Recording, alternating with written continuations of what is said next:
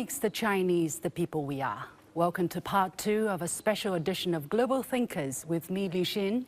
This production is jointly brought to you by CGTN, Renmin University of China, and the city of Nanping in southern China. And we're coming to you from the UNESCO World Heritage Site called Mount Wuyi. In the previous part, we introduced to you an important figure called Zhu Xi, who spent half a century here in Mount Wuyi in the 12th century and developed what's known as Neo-Confucianism. We also discussed how Zhu Xi's philosophy has shaped contemporary China and the Chinese. If you're interested, please go to the YouTube and look for part 1. Over the next half hour, we will discuss the differences and similarities between the Chinese and other peoples in the world and whether there's a way to bridge our gaps. I'm pleased to be joined by 4 distinguished guests. They are Professor Yang Huiling, Professor at the School of Liberal Arts of Renmin University of China, formerly a Vice President of the university. Tamara Prusik, Research Fellow at the School of Philosophy of Monash University in Australia. Professor Javier Garcia, a senior international journalist before, but now a professor at the School of Journalism and Communication at Renmin University in China. And last but not least, Professor Roland Boer at the School of Philosophy of Renmin University of China. We also have teachers and students from Wuyi University, a leading institution in research into New Confucianism. The warmest welcome to all of our special guests and to all of our audience members. Thank you very much. So without much ado, just very briefly to remind our audience, or for those who haven't watched part 1, some people are calling Zhu Xi, this figure that we are commemorating here, a second Confucius in China. Is it true? Is he so important? Yeah, I think Zhu Xi marks the great turning point in the tradition of Confucianism in Song Dynasty, of course. So after that, he really became the key figure in the tradition, and even more influential to Chinese people, I think. Because after Song Dynasty, you may know that the integration of the 3 traditions, Taoism, Buddhism, and Confucianism. So Zhu Xi did a lot in the integration of the 3 traditions, I think. So he kind of recalibrated, can we say, Confucianism with other school of thoughts. In the first part, we were talking about one of the key concepts that he's highlighting. Of course, in line with Confucianism is this idea of ren and benevolence and the idea of reciprocity. And I'm sure a lot of Trump supporters will like that very much because he was talking about reciprocity. Is that the same thing, Roland? No. What is the reciprocity we're talking about here? What is the reciprocity they're talking about? I think the reciprocity they're talking about sounds more like revenge to me. It's not a genuine exchange. But they're saying, we give you this, you give me exactly the same. True. Yeah, but it doesn't actually mean that, I think. It doesn't actually mean that. What is the Chinese reciprocity? It's an inclusive... From my perspective, and there are many different perspectives on this, there's always an openness to drawing from the best of other cultures, other civilizations. And that's, as Professor Young mentioned, this is part of the process of incorporating Confucianism, Taoist thoughts, Buddhist thoughts into a framework that includes the best of these, transforms them in light of the context, but is transformed itself in the process. So the double process of constant development, updating, inclusion that goes on. By that you mean reciprocity, the Chinese idea of reciprocity? That's part of the dimension of reciprocity. Yeah. Well, you were mentioning this Chinese scholar who played a very important role in the drafting of the Universal Declaration of Human Rights, and he introduced this central Chinese Eastern idea, let's say, of treating others the way you want to be treated. How important is that? Is that lacking in a Western context? I mean, if you want to add, you can, of course. Why was this not included in the original text? Was it because it was lacking in a Western way of thinking? No, it's not lacking. I'm reaching here. Okay. Go ahead. I was going to say, love others as you love yourself. I mean, that's a sort of old Western category which has kind of been forgotten. But I think Tamara is itching to say something on Yes, this point. I am. Now, what I wanted to say, you see, the benevolence is one translation of it. Yeah. The word itself in Chinese has a much wider semantic universe, and benevolence doesn't do it justice completely. Why? Because the two wills that meet in that word, that do that reciprocity, they're equal, right? Benevolence, in Western context, there is always a kind of a hierarchy. There is a goodwill from one, so towards the other. Doesn't include the reciprocity from the other side. So there is this kind of first hierarchical structuring in the word benevolence. I, for example, have a kind of aversion towards benevolent societies and those type of do-gooders, because it assumes this position of, you know, somehow higher level. We are better, so we are going to help you. It's not, I don't know, that's my explanation. So there is no equality. The second thing that I think is important within this context is that I think Chinese cannot think about themselves without thinking about others. They do understand that my ego, is actually founded on we, on us, on a group. That there is no, you know, individual identity without having all these connections with other people. Why am I maybe better? Why do I better understand maybe that than, you know, someone who grew up in a typically Western country? Because I come from also a country that understood very well that I is rooted in we, and that is because we have Christian heritage, but we come from an Orthodox Christian heritage, which is quite different to Western Christian heritage. That's so. You know, I mean, that's my vision of how Chinese think. I simply don't think they can think about themselves without thinking about others. I agree with Tamara, yeah. There's this difference of collective thinking and individualist thinking. No?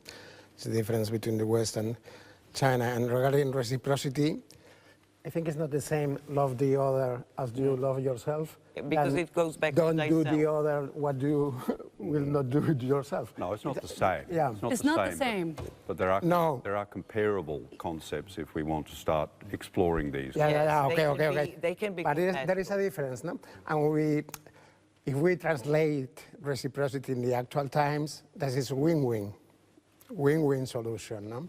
And why the West always laugh about the win-win politics of China or the win-win trade of China. They don't understand that. It's always, if it's a win, it has to be a loser. That is the West concept. It's dichotomy of the West. Zero sum. Yeah, zero sum. And It has to be a loser because there are two sides always of the same coin. And for China, it's win-win. You can win both. Yeah. And there is another thing. Roland said that reciprocity with Trump is not the same like the reciprocity in Chinese culture, and I agree with that. Why? Because reciprocity in Western culture means contractual reciprocity. So we have a contract. So it's not free giving. There is always a contract between Transactional. people. Transactional. Okay. So it's self-interested. The motive is self-interest. It's never just pure altruism. I'll do for you something because, I don't know, I like humanity as a whole or something. That's the Chinese emphasize a lot morality, moral values. Confucius, you know, they talk about being a sage inside, even if you don't, you know. the sageliness is like the ultimate pursuit of human. Is that very important? I think the emphasis of Chinese morality or ethics lies in the judgment from others' perspective. That is a little bit different with similar things compared with China in the West. Yeah. For instance, I think the basic logic of benevolence or reciprocity is mutuality. But in biblical thinkings, there's normally used in a positive form. Do unto others what you would like to be done to you. Yeah. But in Chinese analects, like in Confucius, and also some of the writings by Liu Xin, normally use a negative form. Do not do unto others what you, that's a little bit controversial. So can I understand it this way? I think it is good for me, you need to have it too. Yeah, and for the Chinese, is like, if I don't want to be done something, I should not do it to others. Yeah. So is that kind of the fundamental ideas behind this idea of, for instance, China, your system is not good. You need to have our system because our system is good for us. You know, this, I don't know, this democracy, you know, freedom, media, free speech, because we believe it is good, you need to adopt it too. Is that kind of the problem we're seeing here? The West is very, very focused on this one.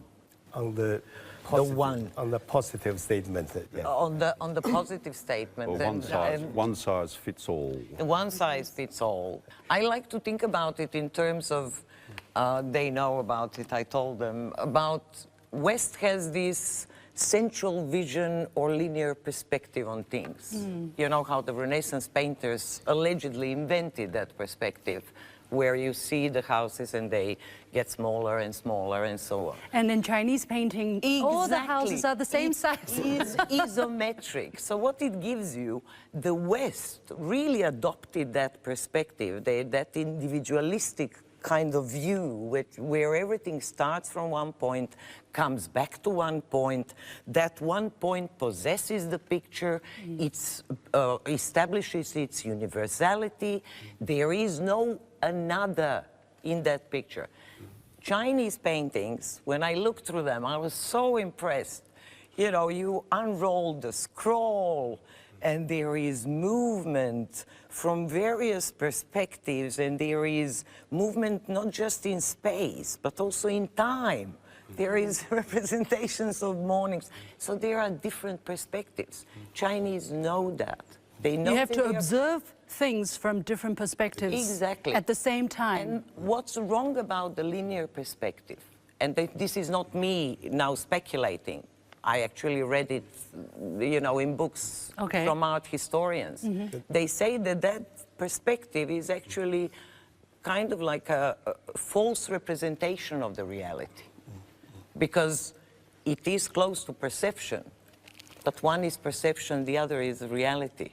That house might look very small, but it's still 10 meters tall, not small. So, in a sense, my view of the West is that they do have this linear vision, which ultimately falsifies the reality.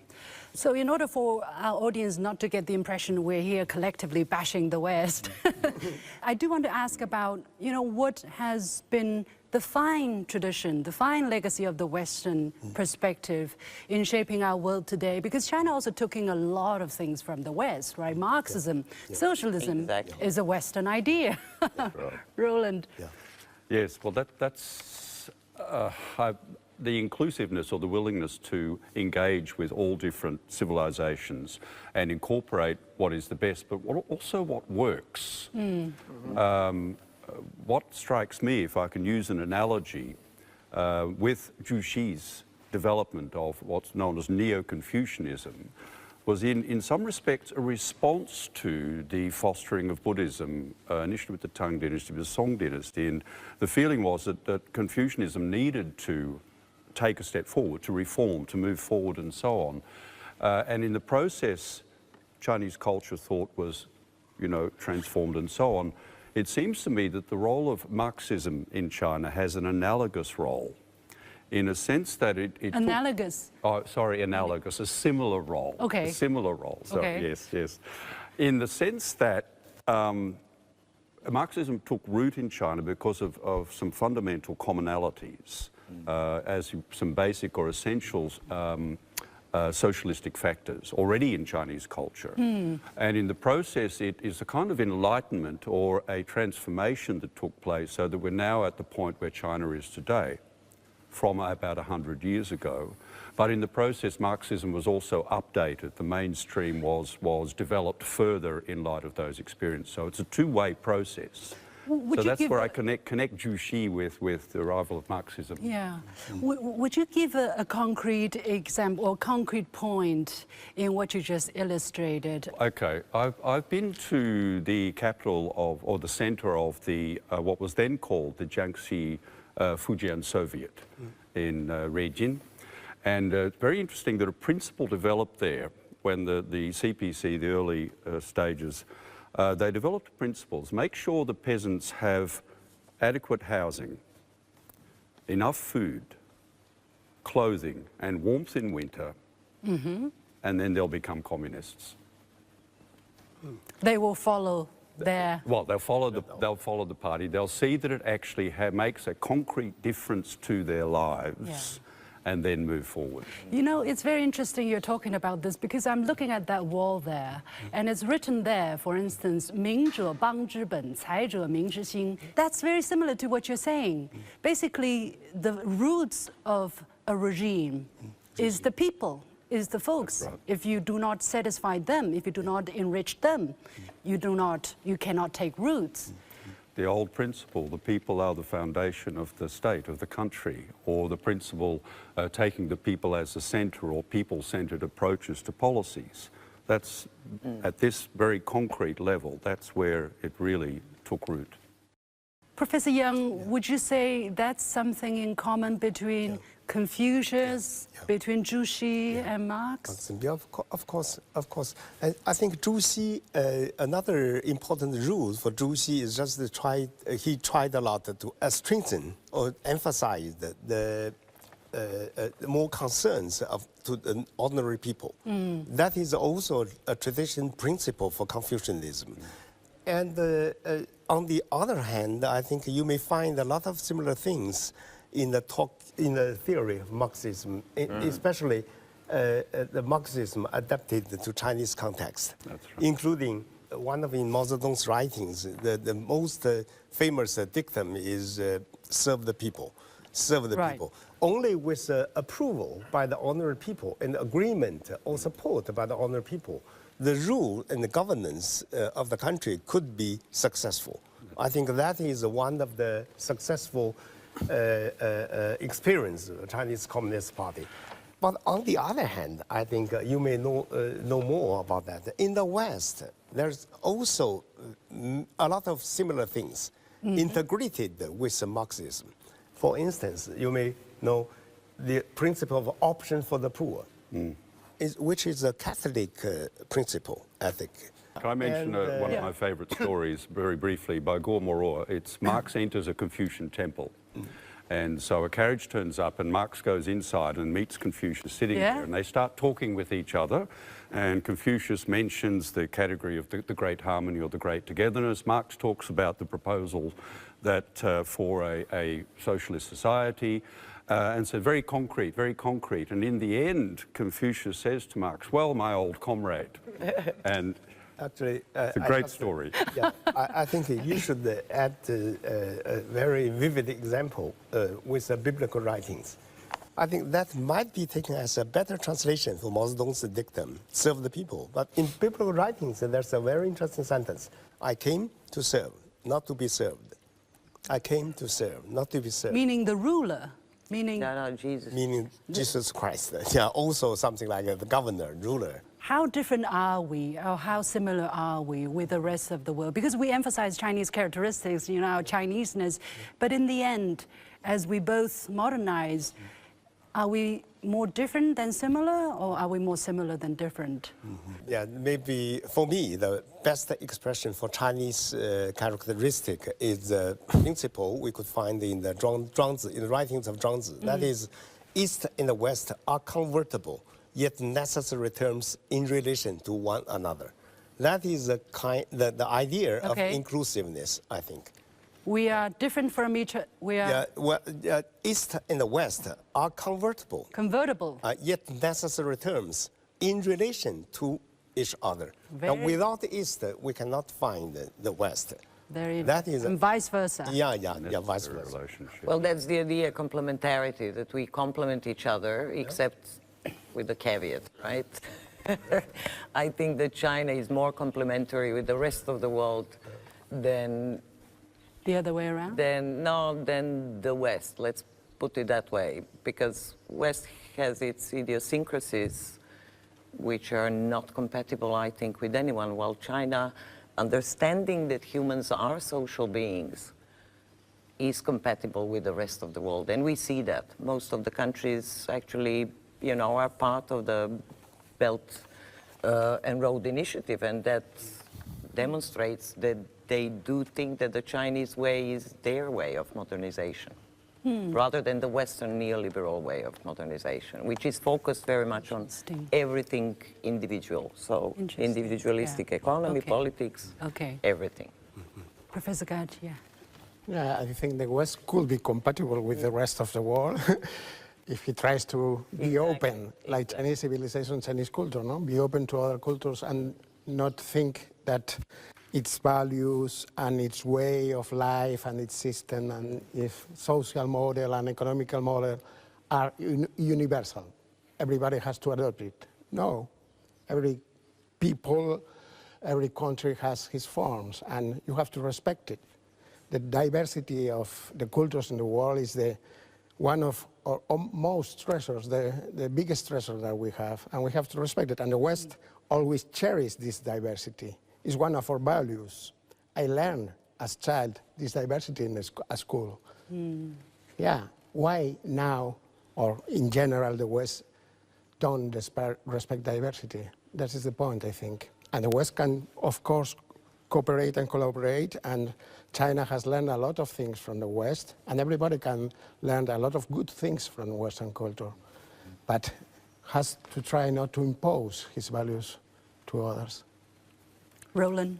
Two very quick thoughts. I think as the West is widely agreed now by analysts, is facing a multi-dimensional crisis. It's been building for decades, and it may take a long time to find the reasons and sources of renewal. That old principle, it's a common saying, it's very philosophical. Things that oppose each other also complement one another. And that should be the approach. We'll give it some good thought. Yeah, we'll leave it there and let the audience think for themselves. I'm sure we still have a little bit time. Is there anybody who want to take this opportunity to ask a question? Yes, please. It's very great pleasure for me to have a question here. As a teacher from the University of Wuyi, we are local here. Chinese people, Chinese students, how shall we do, or what we can do to better understand Juxi's ideology and to spread it? Maybe Professor Yang, and then whoever wants to take that question. Okay. Very quickly. The comparison between the students and the scholars nowadays with Juxi is something like a similar comparison between Chinese tradition and the Western tradition. So, for instance, Juxi is a very good example to integrate different things together and integrated or intertwined, I think. Yeah. So the relevance of the Western tradition is also the relevance of Juxi's philosophy contemporarily, I think. Thank you. Any other suggestions? Some very practical suggestions. I know that the fourth confidence is cultural confidence. I would also suggest educational confidence. Confidence in Chinese learning, Chinese educational systems in engaging. And I see that growing day by day, but I feel it's very important as a principle in the context of increasing person-to-person exchanges. And that's where things really move forward. Any other question? One last chance? All right, okay, we have two. All right, why don't we take these two questions together and then we'll wrap up with the answers. All right. Because recently I'm studying the related course, so I want to ask, in the context of globalization, what's the significance of the cultural exchanges between China and Western countries for building a community with a shared future for mankind? Significance of cultural exchanges. Yeah. Okay. Your question, please, Jibin. Do you think that the phrase "go with the flow" is a good expression to describe the teachings of China, the Taoism and New Confucianism? Yeah, that's it. All right. Whoever wants to take both questions at the same time. If I could be very brief, I just use two quotations to respond to both of you. One is that you may know that John Newman, the first president of the UCD in Ireland, Dublin, he said that to live is to change. To be perfect is to change frequently. Yeah, it means you have changed frequently. So exchange is also the change, I think. Yeah, the second, I also... Very philosophical. Sorry. And another quotation is from Chen Yinque, a quite famous Chinese philosopher. He said the experience of New Confucianism is to taking something from other traditions, taking something as a treasure, but returning the casket. What about go with the flow? Do you think she should go with the flow? You may read a little bit more I can, since about Chen Yinque. Since if I got right, you're from Russia, right? Yes. Well, I'll remind you of a very famous movie, Russian movie, Stalker, you know, by Tarkovsky. There is a journey there described, and they are all journeyed to a special room or a zone where every wish will be fulfilled. The point is, when they go, the journey is important. They go and get to the room, never enter the room, because the journey already changed them. So the flow can be, you know, it can have its obstacles. It's up to you to decide whether you go to the flow or you change the flow a bit. It's really up to everyone. But cross the river feeling the stones. Like that. Yes.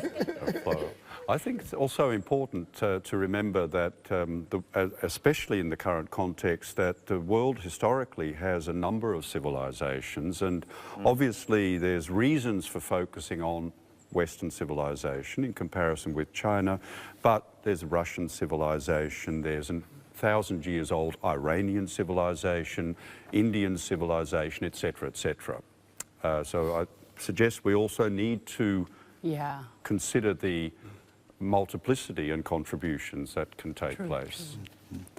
Well, I guess the conversation can go on and on, but our time is very limited, so we have to leave it there. Many thanks once again to my guests, Professor Yang Huiling at the School of Liberal Arts and former Vice President of Renmin University of China, Tamara Prozik, Research Fellow at the School of Philosophy of Monash University in Australia, Javier Garcia, Senior Spanish Journalist on International Affairs and now Professor at the School of Journalism and Communication of Renmin University of China, and Roland Boer, Professor at the School of Philosophy of Renmin University of China, and of course from all of you from Wuyi University. Thank you so much for having been with us for both parts of the discussion. And with that, we come to the end of this special production called Global Thinkers with me, Liu Xin, coming to you from the picturesque Mount Wuyi. Come here for a visit if you can. As always, you can follow me on Facebook and Twitter using the handle Liu Xin in Beijing. On behalf of the whole team, thank you for watching. You've got the point.